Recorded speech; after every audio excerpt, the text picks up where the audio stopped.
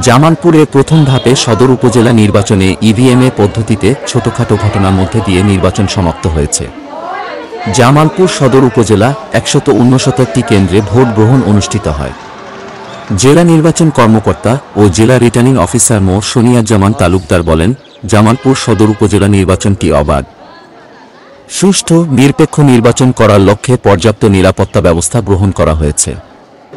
সকাল থেকে বিকাল ৪টা পর্যন্ত উপজেলার বেশ কিছু কেন্দ্রে ঘুরে দেখা গেছে যে প্রতিটি কেন্দ্রে জামালপুরে প্রথম ধাপে সদর উপজেলা নির্বাচনে ইভিএমএ পদ্ধতিতে ছোটখাটো ঘটনার মধ্যে দিয়ে নির্বাচন সমাপ্ত হয়েছে। জামালপুর সদর উপজেলা ১৬৯টি কেন্দ্রে ভোট গ্রহণ অনুষ্ঠিত হয়।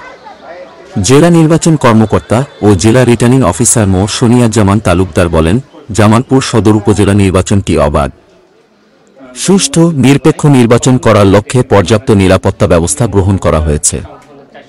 সকাল থেকে বিকাল ৪টা পর্যন্ত উপজেলার বেশ কিছু কেন্দ্রে ঘুরে দেখা গেছে যে প্রতিটি কেন্দ্রে রিপোর্ট লেখা পর্যন্ত ইভিএমে একটি পৌরসভা ও ১৫টি ইউনিয়নের ফলাফল জেলা রিটার্নিং অফিসারের বরাবর আসা শুরু হয়েছে। বিস্তারিত দেখুন শরীফুল ইসলাম ঝোকন পাঠানো প্রতিবেদনে। জামালপুর পৌর আওয়ামী লীগের ১৭ বছর সাধারণ সম্পাদক, উনি এখন জেলা আওয়ামী লীগের সাধারণ সম্পাদক।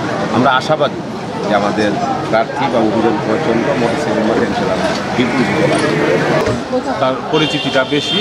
আমি আশা করি যে কোনো সর্বিচারে আমাদের 70 থেকে 75% প্রয়োজন।